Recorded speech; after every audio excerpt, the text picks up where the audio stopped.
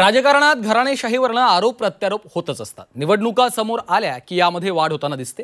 देशासह राज्यातल्या राजकारणात देखील घराणेशाही थांबायचं नाव घेत नसल्याचं राजकीय नेते म्हणतात। व्यक्ती किंवा एखादी विचारसरणी केंद्रित राजकारण राहतं असा आरोपही काही नेते मंडळी करतात। मग कार्यकर्त्यांचं राजकीय भविष्य काय असा सवालही अनेकदा उपस्थित होतो। आणि याच घराणेशाहीच्या मुद्द्यावरनं उपमुख्यमंत्री देवेंद्र फडणवीस यांनी शरद पवार आणि उद्धव ठाकरे यांच्यावर हल्लाबोल केलाय। पाहूयात।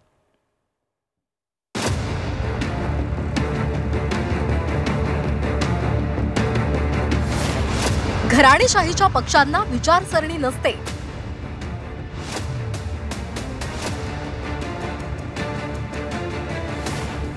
झी मीडियाच्या कॉन्क्लेव मध्ये फडणवीसांचं विधान। परिवारवादी पार्टियां जो होती है उसकी कोई अपनी बहुत बड़ी आइडियोलॉजी तो होती नहीं है।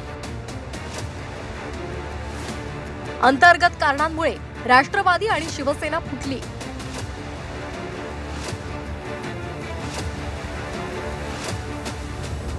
राजकारणातील घराणेशाहीची परंपरा पूर्वापार चालत आलेली आहे। याच घराणेशाहीवरून नेहमीच टीका टिप्पणी होत असते।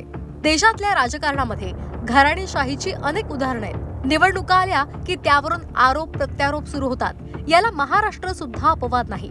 शरद पवार आणि उद्धव ठाकरे यांच्या कुटुंबाचं राज्यातच नव्हे तर देशाच्या राजकारणातही वजन राहिले। हे सर्वांना मान्यच करावं लागेल। याच घराणेशाहीवरून उपमुख्यमंत्री देवेंद्र फडणवीस यांनी झी मीडियाच्या कॉन्क्लेव मध्ये मोठं विधान केले। अजित पवार जी की भी माफी मांगकर कहता हूं कि परिवारवादी पार्टियां जो होती है उसकी कोई अपनी बहुत बड़ी आइडियोलॉजी तो होती नहीं है। ये तो व्यक्ति केंद्रित पार्टियां होती है। त्यांनी नेमकं कोण्या परिवारावर बोलले त्याबद्दल मला सांगता येणार नाही, पण साधारणपणे असे अनेक परिवार आहेत ज्यांच्यामध्ये परिवार पण आहेत आणि राजकारण पण आहे। तर उदाहरणं द्यायची झाली तर गोपीनाथराव मुंडे साहेबांचा परिवार आहे, पवार साहेबांचा परिवार आहे, त्यानंतर असे अनेक लोक आहेत की जे पारिवारिक राजकारण करतात, पण याचा अर्थ जे राजकारणात अयशस्वी आहेत असं होत नाही। त्याच्यामुळे त्यांनी कोण्या अर्थानं ते वक्तव्य केलं ते एकदा बघावं लागेल। अजित पवार भाजपसोबत येण्याचं कारणही फडणवीसांनी यावेळी सांगितलं। ये जो परिवार से संचालित पार्टियां होती है, इन पार्टियों में अक्सर एक लीगेसी का झगड़ा होता है और आप जब नेचुरल लीगेसी को दूर करते हैं तो वो झगड़ा आगे बढ़ता है। ये पहली बार नहीं हुआ है। अजित पवार जी के ध्यान में आया कि इतने सालों की मेहनत के बाद भी लीगेसी सुप्रिया सुळे जी को ही ट्रांसफ़र होगी, मुझे नहीं होगी, और मुझे एक प्रकार से काटा जा रहा है, तो उन्होंने अपना फैसला लिया, वो अलग हुए। आदित्य ठाकरेंसाठी उद्धव ठाकरे शिवसेनेतील इतर नेत्यांना बाजूला करत आहेत असा आरोप देवेंद्र फडणवीसांनी झी मीडियाच्या कॉन्क्लेव मध्ये केलाय।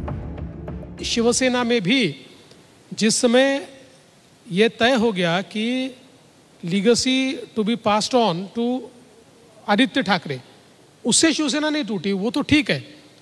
शिवसेना का टूटने का कारण ये था कि आदित्य जी को लीगेसी देने के लिए जब बाकी लोगों के पर काटने शुरू हुए और इसी के चलते ये पार्टी भी अलग हुई है।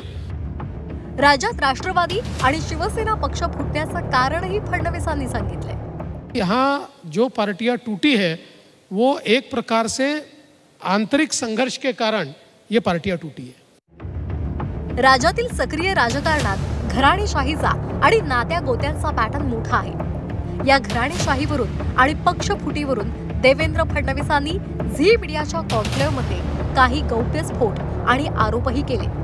यावरून ऐन विधानसभा निवडणुकीच्या धामधुमीत राज्यात राजकारण तापण्याची शक्यता आहे। व्हिडिओ रिपोर्ट झी 24 तास।